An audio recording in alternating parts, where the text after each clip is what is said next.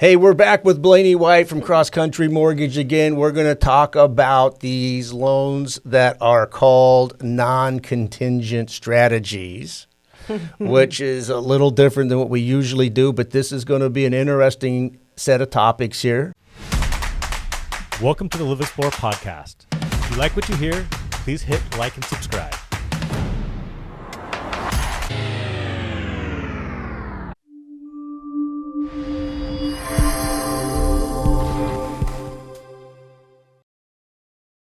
Blayney, welcome back. Thank you so much, Alan. Great to be back. Okay, let's get into it. So non-contingent strategies, give us some background on that. Okay.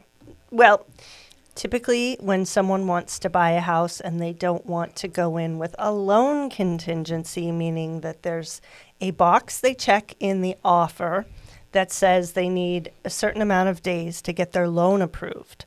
So if they want to be competitive, they don't check that box. That's non-contingent.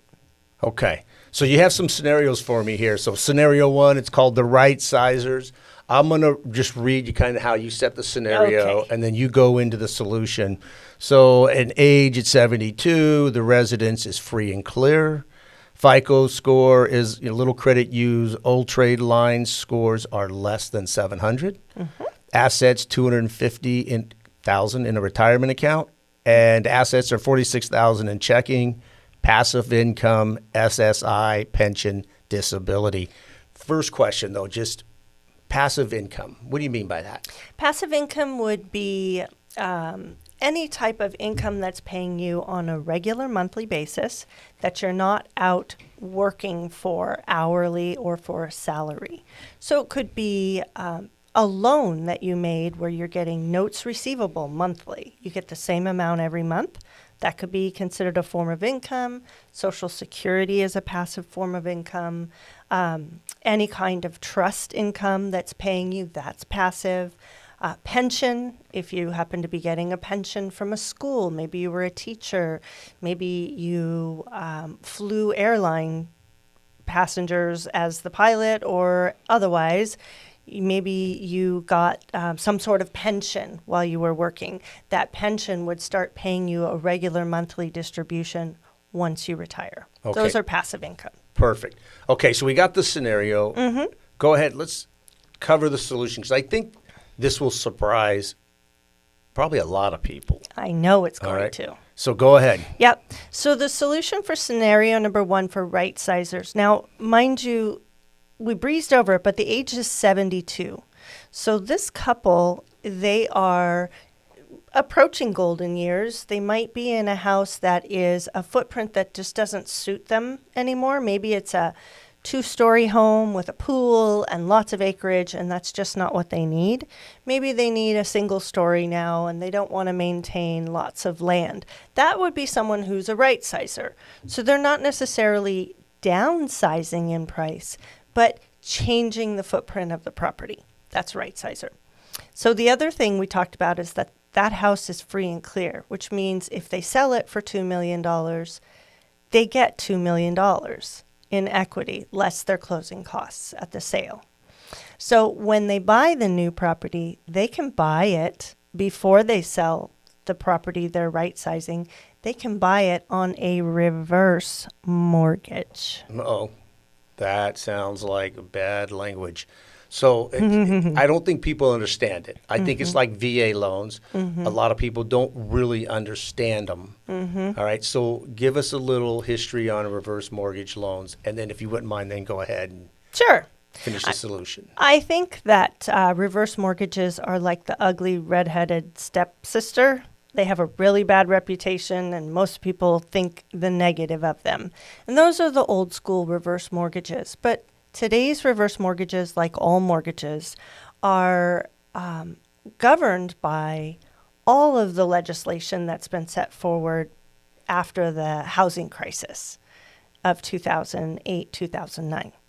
So reverse mortgages now are literally, if these buyers were to get a reverse mortgage for $750,000, say, $750,000 reverse mortgage, when they both exit the property and pass away or go into extended care, the heirs inherit it in this scenario. So typically a reverse mortgage just eats up equity. That's the redheaded stepsister. But in this case, this is like any mortgage. So it could be considered a 30-year mortgage. When the heirs inherit it, they can refinance that $750,000 into a forward mortgage. They still have all their equity. The person that owns it is the person that inherited. It's not owned by the bank. So I think that that's a misconception by a lot of consumers out there, that it's a bad thing. Okay, so in this solution, you're going to use a reverse mortgage to a purchase loan, right? Mm-hmm. And then, so it says up to $3 million? Yeah. Is that how high a reverse mortgage will allow you to go? Yes. Okay, and then you got the clients are paying taxes and insurance, but obviously no monthly mortgage payment. Mm-hmm. And then I see you talked about the equity. But in this scenario, we used somebody who's 72. Mm-hmm. For reverse mortgages, what age is it that you are allowed to look at one of these? Okay, so typically it's 64 years of age. The older you are, the better a reverse mortgage scenario works for you, because your payouts are better for reverse mortgage in that instance. And there's a calculation that's done to figure out how much you're eligible for in a reverse mortgage. The older you are, the better for a reverse mortgage. So that's why we're using someone who's about 72. Someone who's 64 probably has other income sources still. Okay. Okay? So the pros, obviously you talked about the age in this case is a pro. Okay. It is a benefit. Mm-hmm. Okay. What else would there be? So the greatest benefit for these particular buyers is that in scenario number one, all of their liquidity is tied up in their home. They don't have payments, but they don't have access to their money either. Because if you notice, they only have about $250,000 in retirement. But if you're 72 and you live to be 85 or 89, $250,000 isn't going to be enough to get you there. So in a reverse mortgage, it frees up having to keep all your money in equity. So you would get, at the close of escrow, you would get $2 million on the sale, basically. And instead of paying down your reverse mortgage, which is $750,000, you keep that. And now you've got essentially $2 million less closing costs to get both partners through to, maybe they go to extended care, which can be very expensive per person. So freeing up their equity so that they can live the life they want to live. And having a reverse mortgage, you don't make payments on the mortgage while you're in the home. You're going to pay for the recurring costs, insurance and taxes. If there's HOA dues, you would pay for those. Of course, you're responsible for upkeep of the home. But the mortgage itself, you're not making those payments on a monthly basis. So the advantage is you free up capital and you don't have those expensive mortgage payments while you're living in the home. And you know at the end of it, when you both partners exit, it's still a $750,000 loan against the total value of their home. Okay. So let's go back. You got this property that they're in right now. They own free and clear. This, you said, is worth $2 million, right? Okay, for the scenario. Mm-hmm. So the lender in this case wouldn't say, well, wait a minute, you have money. No. Okay. No, it's not about you have money. It's about creating liquidity that's available to these borrowers for retirement. Okay. Because what they did, you can see it clearly in the scenario, what they did was they paid off their home and they planned on their home being their retirement, as many couples do. There's nothing wrong with that strategy. But then you need some sort of tool, a lending tool, to get that equity back, or you're going to be, instead of right sizing, you're going to be downsizing, or maybe you're moving away from your grandchildren because you're moving to a state that's more affordable. This allows you to stay, get the get the footprint that's most appropriate for you at this stage in your life, have extra cash, and it's basically just a lien that gets refinanced. Okay, what are the cons? I mean, not cons? Cons sounds so derogatory. What are the downside? I think people get scared of it. This loan, reverse mortgage, the interest is collected up front. Okay. And it is part of the way the financing works. I think people get scared of it because they don't understand it. You are required to do counseling. That's just the law. So if you opt for a reverse mortgage, you're going to do the home counseling. But I think for this type of scenario, it's exactly what for these people, it's exactly what it's designed for.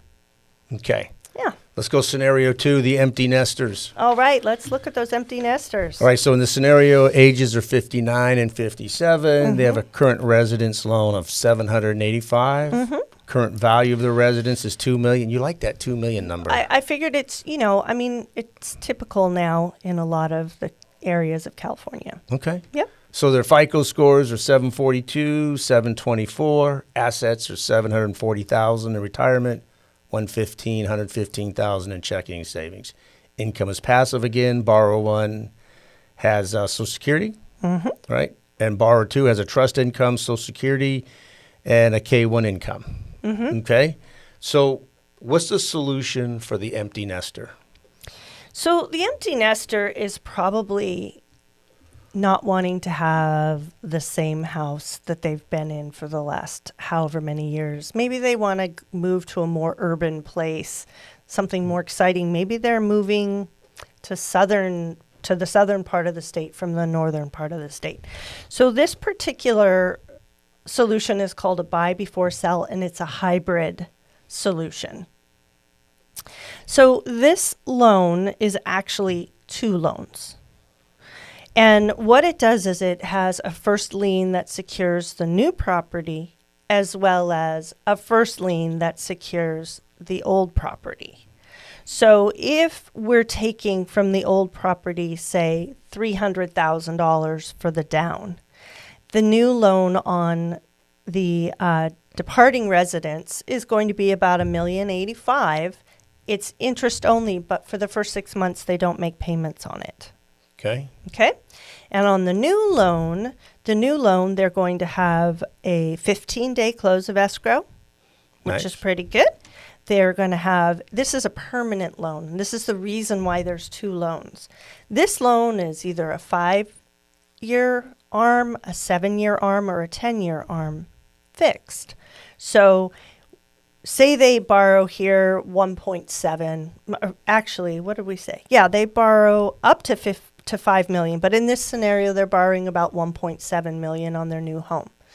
So that loan, it's whatever 30-year amortization, whatever term they pick for the fixed arm, and then they start their regular payments, principal, interest, tax, insurance on the new home.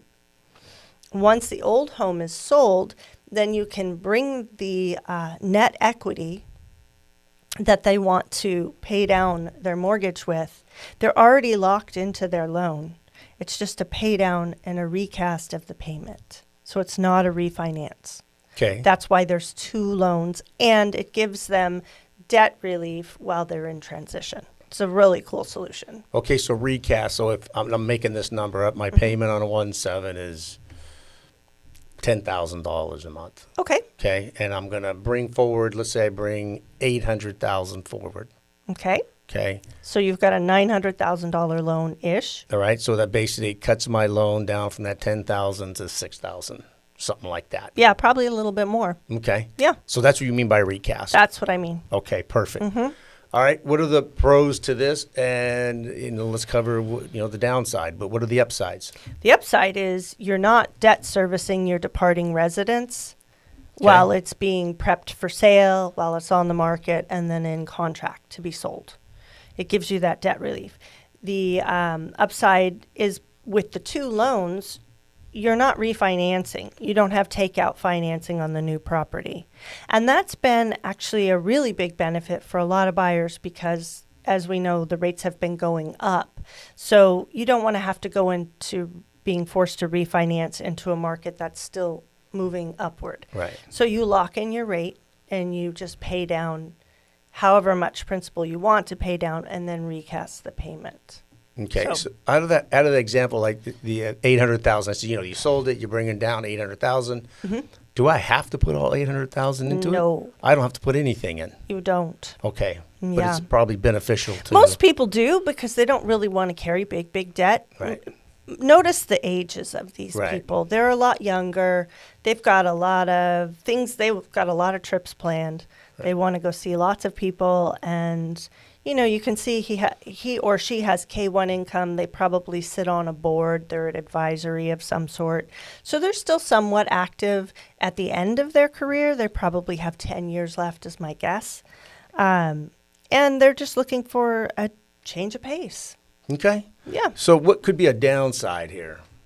I actually love this loan program. I don't see downside to this. Eventually, I guess maybe, you can't, they don't have a 30-year fixed mortgage option for the permanent financing, but most people are going to be refinancing in 16 to 18 months anyway, so It doesn't matter. it doesn't really matter.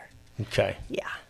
All right. Here we go. Scenario 3, the relocators. The relocators. Ages 44 and 49. Current resident loan is $444,000 in Colorado. Value of the current residence 1.24.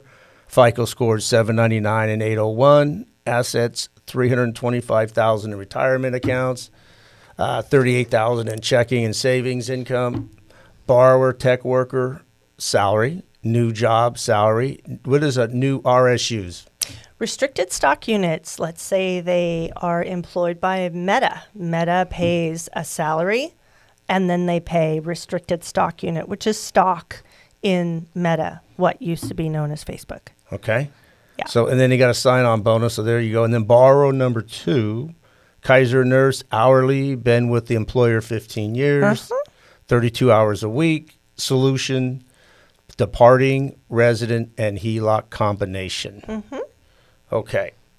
They're renting the departing resident. Renting the departing residence, obtain lease and security deposit, get a HELOC for $250,000. All right. Buy a new home for 1.6 with 15%. All right. And then there's something else. But let's go over that solution because I jumped right on that. Yeah, you did. Yeah, I was answering it. Whoa, that was a lot. Okay. So listen, these are younger folks. These are in the middle of their careers.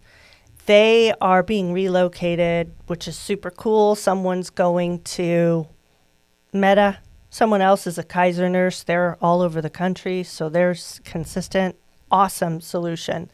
What these borrowers are saying is, hey, we're building a real estate portfolio so that when we do retire, we have passive income on our Colorado property.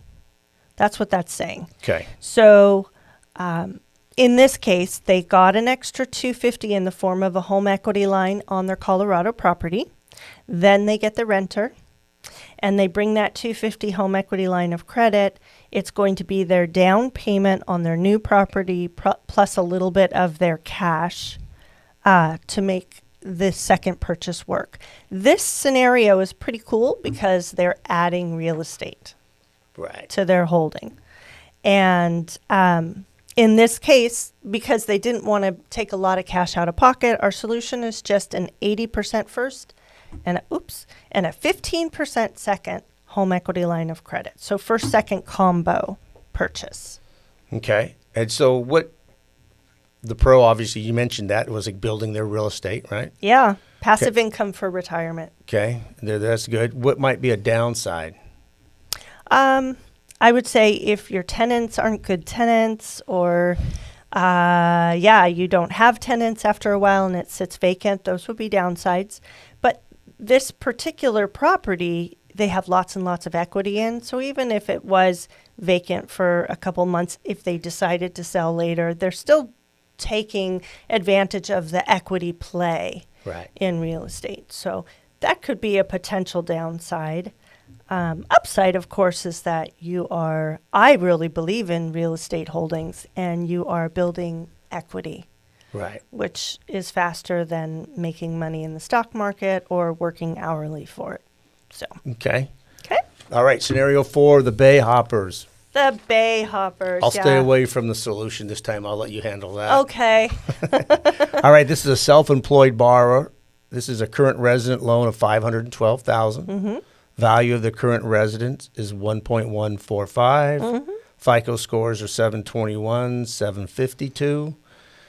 Assets are 1.1 million in retirement accounts, 63,000 in checking and savings. Mm-hmm. Income: borrower 1, adjunct college professor; borrower 2, a CPA, self-employed. Mm-hmm. All right. Okay, so this is a true bridge loan solution. Cross Country Mortgage has a bridge loan, and the bridge loan we would get $300,000 on the departing residence, and it gets recorded with the close of the purchase on their new property on whatever part of the bay they've decided to move to. This is cool because the $300,000 gets paid off later with the sale of the departed residence. So let's just say that the residence they're in that they want to sell is Albany. It's in Albany. And the new property they're buying, they're jumping to Fairfax. Okay, so that's a good cross the pond sort of hop. So that $300,000 would, they're moving to Novato. That's what this says. So that $300,000 would be their new down payment. They'd get a new loan, just a straight 30-year fixed mortgage, about $900,000. And then when they sell the house in Albany, it pays off the bridge loan. Okay. Okay. So what are the pros for this? This one's so easy to qualify for. It's all Fannie Mae guidelines. It's obviously with Fannie Freddie, those can be pretty competitive rates. But most importantly, a lot of people just really like Fannie Mae loans.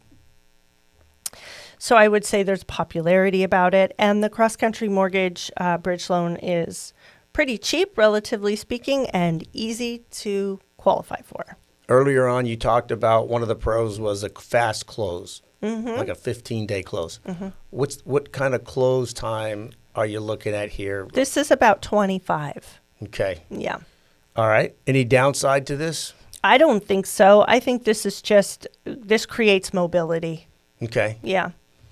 All right. Let's go to the final scenario, the big spenders. There you go. Bring in the big spenders to close it out. That's right. Those big spenders, they're everywhere, actually. Here we go. Home purchase price, $5.8 million. Mm-hmm. Current residence is valued at $5.5 million. Mm-hmm. Current loan is $1.8. Mm-hmm. Pretty good FICO score, 781, 790. Mm-hmm. Assets are $1.3 million in retirement accounts and $212,000 in checking and savings. Income for borrower 1 is a celebrity, must have privacy. Mm-hmm. And her name's Odalis, by the way. Borrower 2 is a trustafarian. Uh-huh. All right. Do you know what a trustafarian is? No, but you're going to tell us. I'm going to tell you. A trustafarian is someone that's inherited lots of family wealth in the form of a trust that's paying them income monthly. That's Okay. a trustafarian. There you go. I thought it was Bob Marley's kids. Oh, well, it might be, actually. I would right. guess they're trustafarians. Okay, what do these people do? Well, the celebrity we can't disclose because it's a privacy loan. But the celebrity is in sports, Okay. big sports. You'd know the name, but I Okay. can't tell you. They'd come kill me. So, and the trustafarian is super wealthy. So they are totally cool with being big spenders. Because to them, that's not big spend. To the regular person, this is a big spender. But to them, it's commensurate with their regular income. This solution is an institutional bridge in the super jumbo category. What's super jumbo, you ask? That's what I did. I was Yeah. going to get You there. ready? Yes. Go ahead. North of $5 million. Okay. Okay. And in this case, because there's so much equity, the bridge loan basically gives almost 100% financing. They come in with about $300,000 of their own funds until the departed residence is sold, in which case the institutional loan is paid down. Since they have so much equity, I mean, they have $3 million in equity. So they would probably pay down the bridge loan, $3 million with the sale of the departing residence, and simultaneous with that property being in contract to be sold, I would be working on the refinance takeout loan on the new property. And that new loan would be for about $2 million because we would get $3 million from the sale of the other home. Okay. So what are the pros of this? I mean, what's they have this kind of money. Yeah. Seriously, what are they getting a loan for?